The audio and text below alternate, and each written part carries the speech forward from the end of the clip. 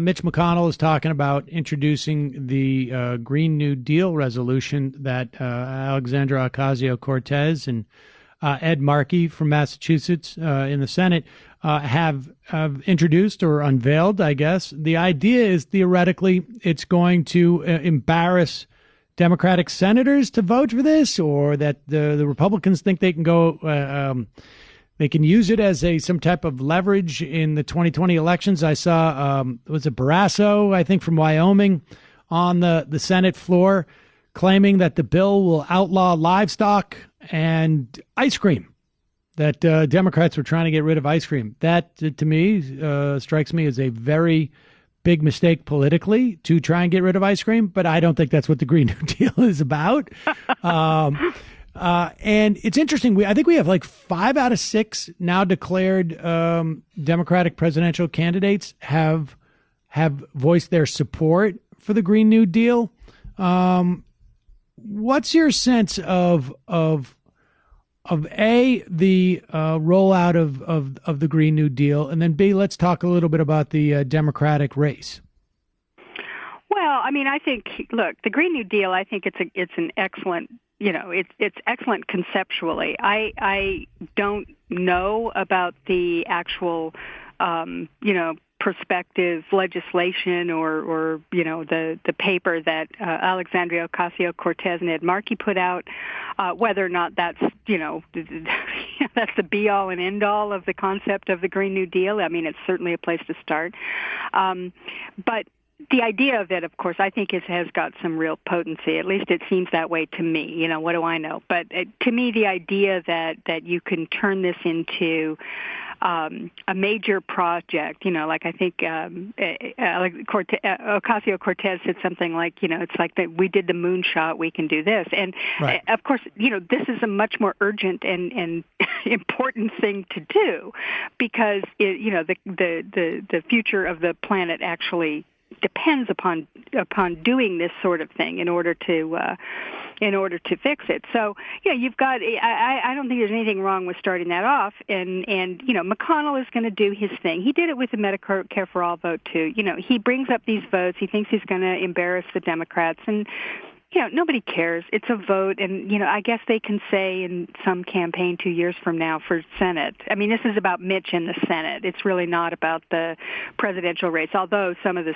senators who are running will, of course, have to, walk the plank on it if that's how it ends up being. But I think Mitch is just looking for ways to embarrass his Democratic senators for 2020, and we'll see how well that works out. There's a I don't think very. I mean, I'm trying to go. I'm trying to go through, the list of senators who are up for re-election, and I'm trying to come up with one who's going to be concerned about it. Like Joe Manchin, but he just got re-elected. I mean, I can.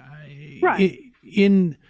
In theory, but it's in practice. I think this could be one of those things that may, people could be looking back on 3 or 4 years down the road and saying Mitch McConnell made maybe a slightly strategic mistake here. Well, and look at it. The Green New Deal, this is one of the things I don't think people understand the potency of this particular concept.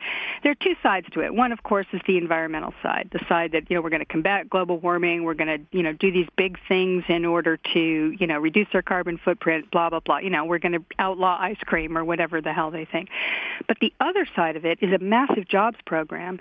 And that, I think, is one of the ways that a lot of people who might be in sort of, dicey political situations in states where maybe environmentalism has a bad reputation, or they have a bunch of people who are leery about the environmentalism in general, that, there's this other side to it, which I think is very, kind of exciting to people. I mean, one of the things the Democrats, have to do, I think, is they have to put themselves in this position of, look, we're about the future, and the future is here, and we've got a lot of things to do. There's a lot of stuff to do. America's going to lead the way. We're going to be, we're the people, we're the innovators, the exciting, people who are going to save the world, in other words. And I know that sounds hyperbolic, but, in a way, that's sort of always been where the Democrats have been, this kind of, we're going to lead the way to into the future. That's why they call themselves progressives, because they make progress. And, the Republicans are stuck with Donald Trump and his, nostalgic vision of the past, this make America great again when, white people ran everything.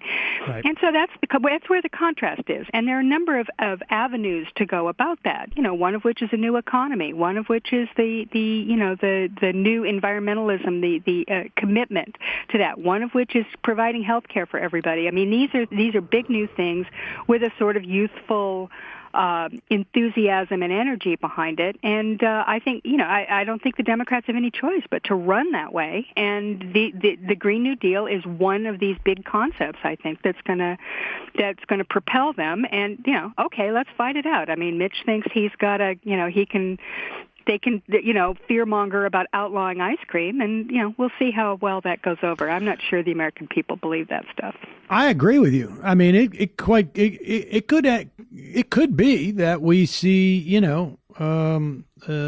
Stacey Abrams taking on an incumbent senator in Georgia, saying, "How could you not sign on to that? How do you not see the implications of a Green New Deal and the need to deal with climate change?" I think it's one of those things where I think, like I say, in 6-7 years, people could be looking back and going, Mitch McConnell made a huge miscalculation there. And it ended up being leverage to be used against the Republicans. We should also note, and the ball hasn't been moved much further, but it does appear likely now that Ro Khanna's War Powers resolution to end our support for the Yemen war, essentially for the Saudis on the side of one part of the Yemen civil war, is going to have enough support, both the House and the Senate, to pass. So it's going to be interesting to see if Donald Trump tries to veto this bill.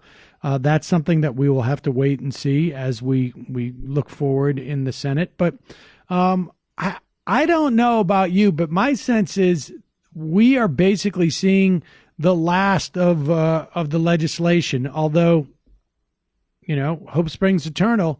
I would imagine things are going to start getting a lot more heated as we have all these Democratic candidates jump in and Donald Trump continues to descend into further madness, as we saw from his campaign rally, essentially, in El Paso, Texas.